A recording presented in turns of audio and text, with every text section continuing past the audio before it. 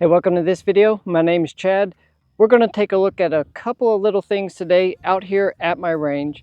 So we're actually right at the very edge of the field that I set my range up at. Earlier today, I just got done shredding down there. A lot of the weeds had grown up. Now that spring's kind of encouraging all the wonderful green growth. Looked good, but when the weeds are this tall, it's hard to see targets, especially down prone. So we got this wheat field cut down for baling it up for hay, and I just went ahead and got a shredder hooked up to the front of a skid steer that my dad has, and went down through all my paths and just cleaned it up real good, got it in pretty good shape. It'll last a couple months probably before I got to do it again. As you can see, I got my barricade wall moved out here yesterday and set up. Seems to be holding pretty good. We'll take a look at a couple of things, but in order to show you what I want to try and visually explain the difference between bags and how it looks downrange, I picked something up finally that is going to help me do that, and that's this little guy right here. So this is the Triggercam 2.1. I've been trying to figure out a way to actually show everybody what I'm seeing as I look through my scope, and everything I researched, this is supposed to be the best way to do it. It comes with a bunch of these little spacers, and from what I can tell, they make the housing large enough to fit over the majority of scopes, and then these spacers are different thicknesses, and really all you got to do is slide them over and find one that's going to have a gap of about 2 millimeters on it. So this is the closest one. It's about 2.5, 3 millimeters of a gap. So you just are going to slide that into that opening there. And then initially, you're just going to slide it onto the rifle and leave it a little bit loose. So I'm using one of my bags here to let this sit. So we'll go ahead and just slide that on. So Triggercam does come with this little tool. It's got a Allen key, and then your tools to take the caps off that you need to access to adjust the focus, and the charging point and SD card. So it was just a little bit tight there initially. Okay, so what we did down here, we pressed this all the way forward, and you can feel it stop once it gets to the end. And now we'll use the phone app and adjust the angle on it, so hopefully it'll see what I'm seeing as I'm looking through. Okay, so it'll take it a second to initialize. Whoa. Okay, so I'm going to do that off camera. I've got to read the instructions and figure out how to turn the audio off. Obviously, you don't want to hear double. So I got it tightened down. I got to look back in the how-to video that I watched and figure out how to turn the audio off, because that is very, very annoying. We're just going to tighten that cap back down. It should be pretty good for showing clearly what I'm seeing through the scope. And so here's the deal. My next match, they've moved it to the 19th, but they're going to run it like an NRL hunter style match.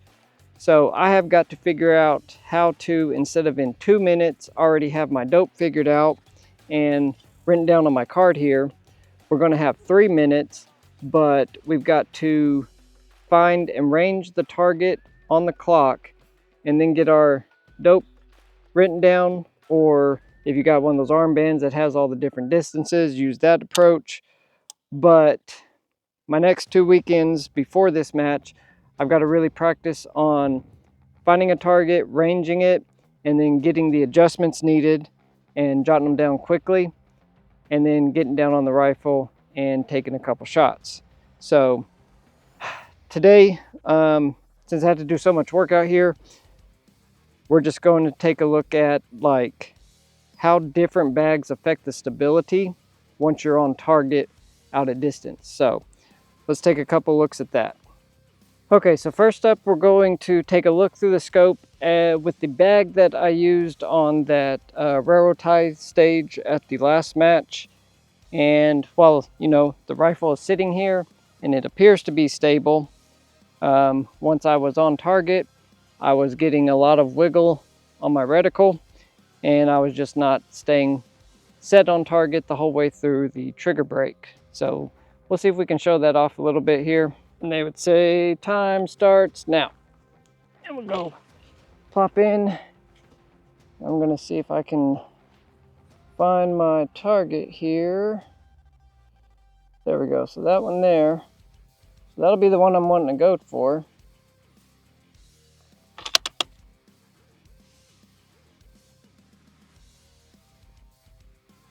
I'm in a much better position here with my knee.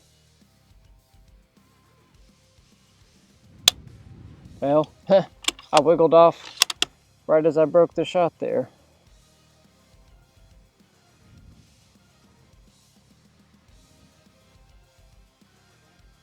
You can kind of see how much just breathing and my heartbeat is moving the reticle around on the target. That might have been a good shot. Let's see. See if we can see this farther one. So down through the trees there, may be able to get the outline of that white silhouette back there. I'm trying to stabilize with my elbow on my knee.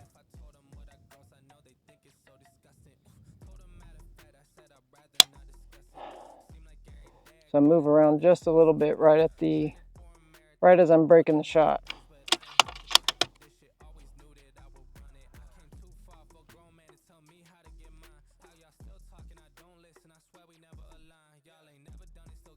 Okay.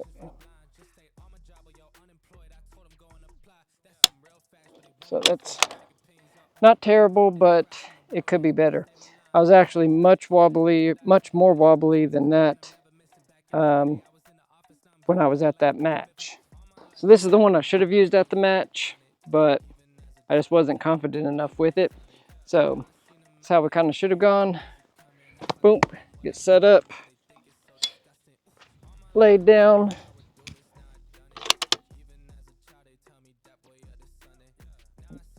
See how much less the reticle is moving on this target.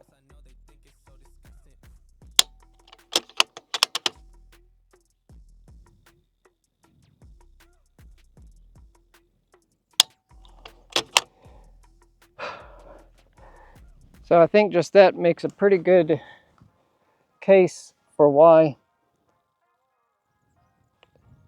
a heavier bag is quite a bit better.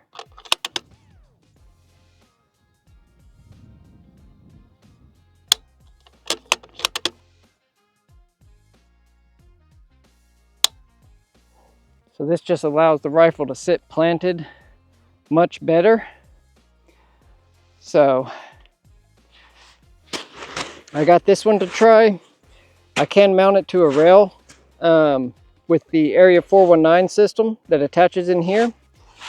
And you know, I can move around with this attached. So we're gonna try some more tests in the future here and see how that does with the rifle attached to this bag.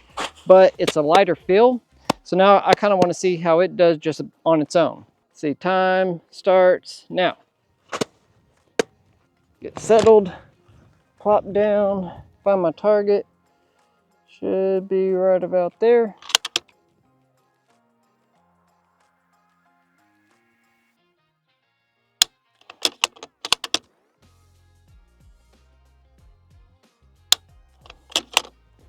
Okay.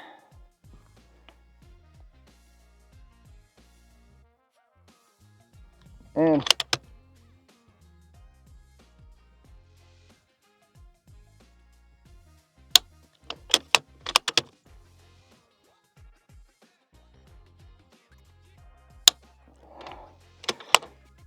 so that bag's pretty stable. So the next one we're going to try, this is the small version called the pint size. So I've not tried this one before. Time starts now. Ugh.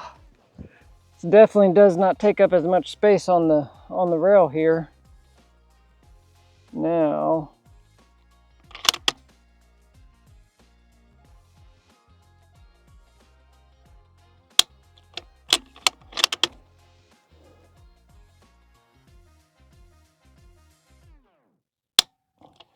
Not too bad. I may need to just take out some fill on that Creedmoor bag that I have attached.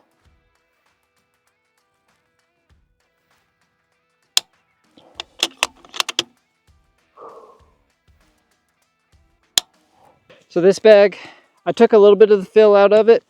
I maybe just didn't get enough. So it is sitting here and kind of being a little more rounded, and that's letting it have more front to back and side to side wiggle than these other bags are. So maybe I just need to take a little more of the fill out of this, let it kind of roll over what it's sitting on a little bit better and not be quite as firm. But I mean, it feels squishy to me, but maybe it's just not squishy enough. One of the things I'm still learning. But so far, handheld, I think this is going to be the way to go. Or as I get more familiar, this one's lighter. You can see the size difference here. But this one is quite a bit lighter than this one. Just a different feel. It's some larger beads in here, and this is a heavy sand. So this one really plops down good and holds its shape. And this one,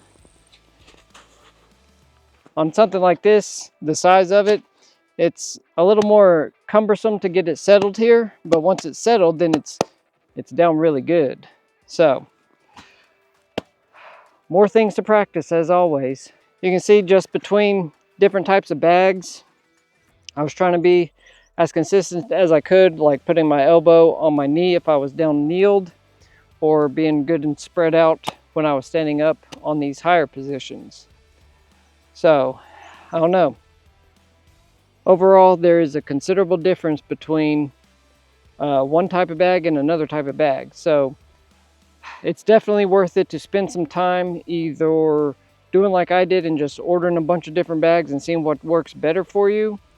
Or obviously, if you can go somewhere where you can try out a couple different bags. If anybody's in this area, feel free to holler at me, because at this point I've got about all the common bags from Armageddon and Creedmoor, and I've got a couple other ones floating around, but seems like the ones that I'm going to get settled on the most is going to be the Shmedium from Armageddon Gear.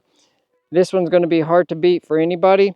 If you're unsure and you just want a good bag, definitely can recommend the Shmedium Game Changer from Armageddon Gear as kind of a one do-it-all bag.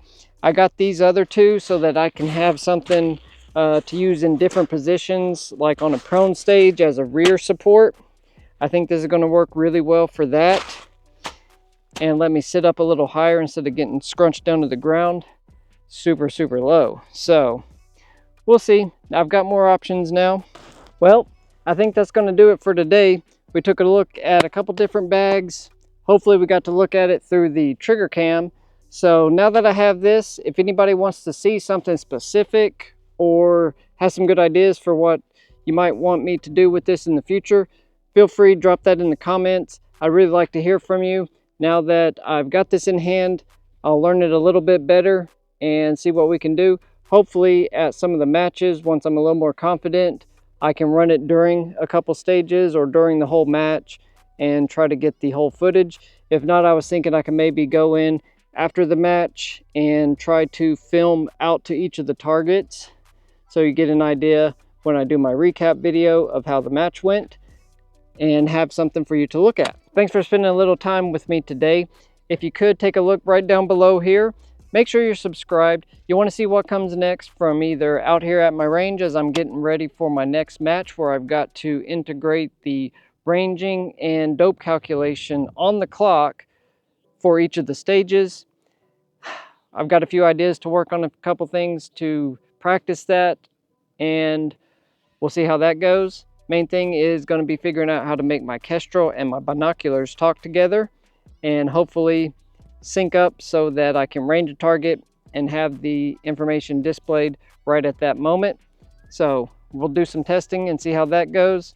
Hopefully I get this figured out and I'll be able to show you guys how to link your Kestrel to your Fury Vortex binoculars and be able to range a target, pull the data from the Kestrel, have it display in the binoculars. So that's my goal. I can jot those numbers down real quick and then get set up and start shooting the stage. We'll see how that plan works out. Well, that's going to do it for today. I appreciate you spending a little time with me, taking a look through my scope, down at the targets, and hopefully you can see what I was talking about with reticle movement. So tune in next time. We'll see what happens next. So I hope you have a great rest of your evening and a wonderful weekend, and we'll see you on the next one. Bye.